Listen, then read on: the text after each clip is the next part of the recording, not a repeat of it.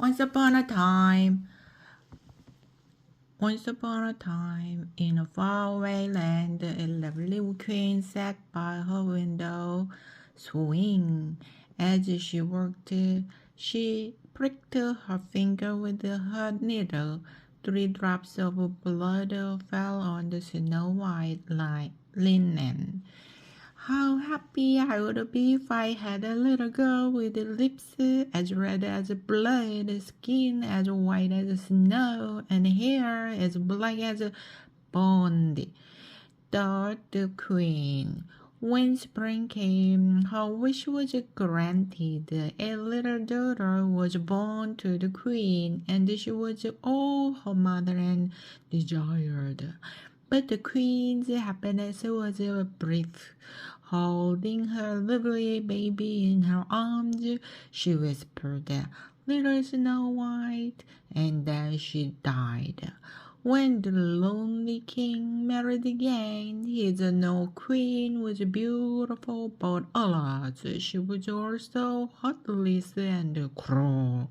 She was jealous of all the lovely ladies of the kingdom, but most jealous of all of the lovely little princess. Now the queen's most prized possession was a magic mirror. Every day she looked into it and asked, "Mirror, mirror on the wall, who is the fairest of us all?" If the mirror replied that she was the fairest in the land, all was well. But if another lady was named, the queen flew into a furious rage and had her killed. As the years passed, Snow White grew more and more beautiful, and her sweet nature made everyone love her, everyone but the queen.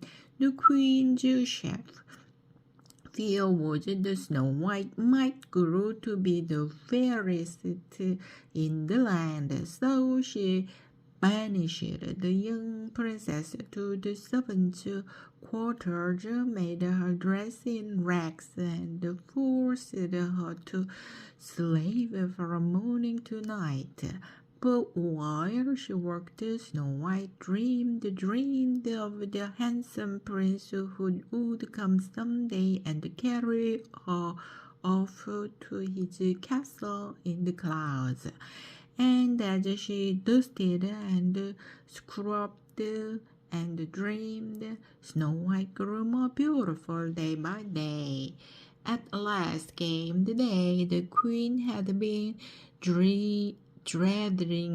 She asked, "Mirror, mirror on the wall, who is the fairest of us all?"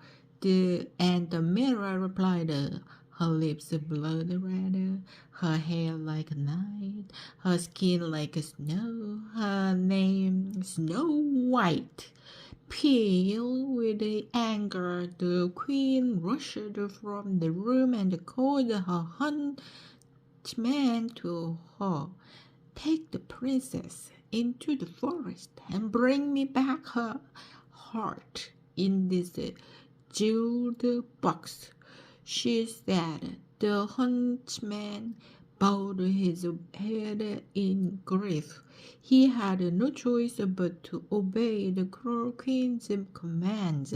Snow White had no fear of the kindly huntsman. She went happily into the forest with him. It was beautiful there among the trees, and the princess, not knowing what was in store for her, skipped along beside the huntsman, now stopping to pick violets, now singing a happy tune. At last the poor huntsman could bear it no longer. He fell to his knee before the princess. "I cannot kill you, princess," he said, "even though it is the queen's command. Run into the forest and hide and never return to the castle." Then away went the huntsman. On his way back to the castle, he killed the small animal and took its heart in the jeweled box to the wicked queen. Alone in the forest, Snow White wept with fright. Deeper and deeper into the wood she ran, half blinded by tears. It seemed to her that roots of a tree reached up to the trip her feet, that branches reached out to clutch at her dress as she passed. At last, weak with terror, Snow White fell to the ground and lay there, sobbing her heart out.